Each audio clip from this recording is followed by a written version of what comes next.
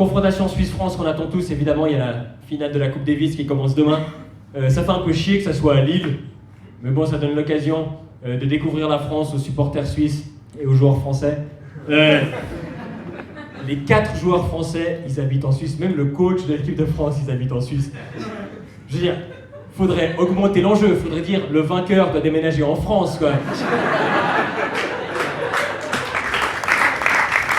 Bon, à mon avis, ça se retournerait contre nous, parce qu'ils seraient beaucoup plus motivés, du coup.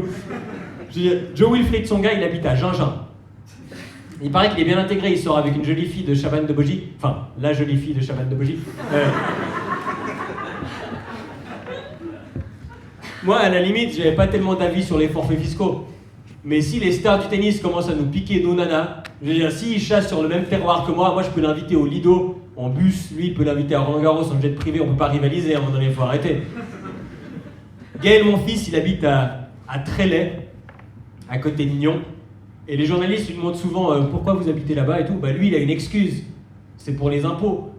Moi, c'est plutôt les autres habitants de Trélay que je comprends pas. Je veux dire, Trélay, c'est le village de Suisse qui porte le mieux son nom. Chaque année, pendant le paléo, il est transformé en lac de boue et c'est une amélioration. Je sais pas, je suis jamais allé.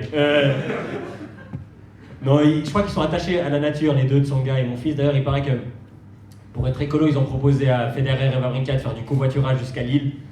Et ils ont répondu non, on peut pas, on a un tournoi à Londres. Ah ouais, on peut venir, il y a des places en tribune. Bon, le Masters à Londres, c'était un peu bizarre. Il y avait 2 Suisses qui s'affrontaient en demi-finale. Alors on était un peu partagés parce que du coup, ils peuvent pas les 2 gagner. On s'est dit au moins il y en aura un en finale, en Paris. Ouais, ils se sont un peu engueulés les deux, Federer et Wawrinka. Il paraît que c'est à cause de Mirka qu'elle a dit un truc à Wawrinka. Déjà, je suis étonné qu'elle ait desserré la mâchoire assez longtemps pour parler. Elle a dû faire gaffe de ne pas avaler son chewing-gum. Elle a traité Stan de crybaby. Pourtant, le mec qui pleure à chaque fois qu'il gagne un tournoi important, c'est plutôt Roger, quoi. Bon, Stan aussi, mais c'est arrivé qu'une fois. Bon, il y a quand même une progression fulgurante assez incroyable, Stan. Il y a 2 ans, c'était le porte-drapeau de la délégation helvétique aux Jeux Olympiques de Londres. C'était un moyen de dire au monde entier que l'important c'était de participer. Maintenant, il a atteint un nouveau stade, c'est devenu un mec. Bah, d'ailleurs, il a osé aller confronter Roger et se plaindre de Mirka auprès de Roger. Et Roger l'a regardé et lui a dit « Moi, ça fait 15 ans qu'elle me casse les couilles. »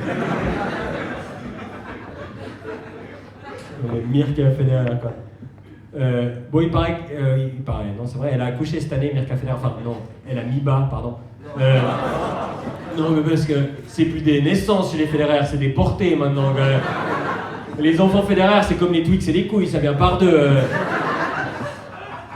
Roger était présent pour l'accouchement, il paraît que les cris, ça lui a rappelé un match de Maria Sharapova. Mais moi, il y a un truc que je comprends pas. Federer et Wawrinka, les deux, ils sont allés chercher leur coach en Suède et leur femme en Suisse, alors que si t'es malin, tu fais le contraire.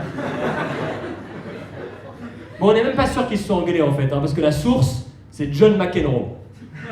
Et je sais pas si on peut lui faire confiance, hein. Lui, il voit des engueulades partout. Lui, quand il était joueur, il s'engueulait avec la ligne de fond de cours et le filet, quoi, je veux dire. Pareil maintenant, quand il va à la piscine, comme vieux réflexe, il va vers le maître nageur pour l'insulter, quoi, donc... Posez la chaise. J'aurais dû le dire avant. Et puis il dit, oui, je les ai entendus se crier dessus dans le vestiaire, mais ils parlent pas français. On sait pas ce qu'ils se disaient, peut-être qu'ils se disputaient sur les ingrédients de la sauce béchamel, quoi, je veux dire. Non, Stan, c'est la farine après le beurre.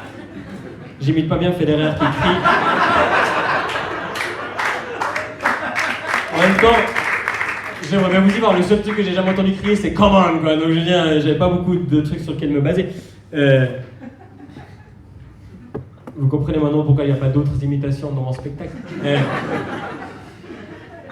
Non, Roger Federer, il va nous manquer quand même. Il a 33 ans cette année, le même âge que Jésus à sa mort d'ailleurs. Et, c'est vrai. Et j'ai entendu plein de gens qui tiraient des parallèles. Il faut arrêter de déconner, les gars. Franchement, le revers à une main de Jésus, il valait rien. Le seul moyen qu'il batte Roger, c'est s'il jouait sur l'eau, quoi. La blague poétique. J'ai vu Federer jouer en vrai pour la première fois de ma vie.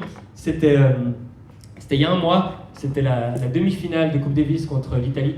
À Genève, on les a éclatés. Mais bon, l'Italie en tennis, c'est un peu comme la Guinée en ski alpin, quoi, si vous voulez. Et même les Italiens, ils s'en foutent, quoi. quand il y a un match de la Squadra en foot, à Genève, il y a la queue jusqu'à Morges.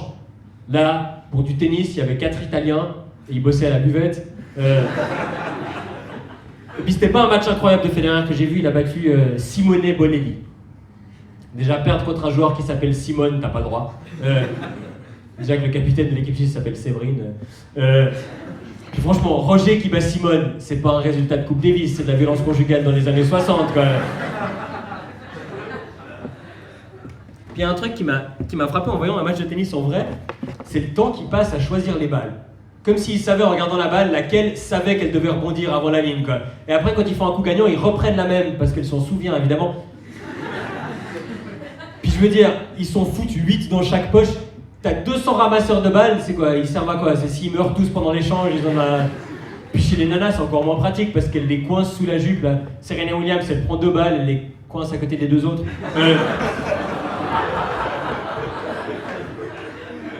Mais franchement, on critique Mirka, mais c'est quand même de l'histoire du tennis la seule joueuse qui a réussi à dominer Roger. C'est elle qui tient la culotte. Moi, je suis sûr que quand ils font l'amour, elle insiste pour être dessus. C'est pour ça qu'il a mal au dos, d'ailleurs.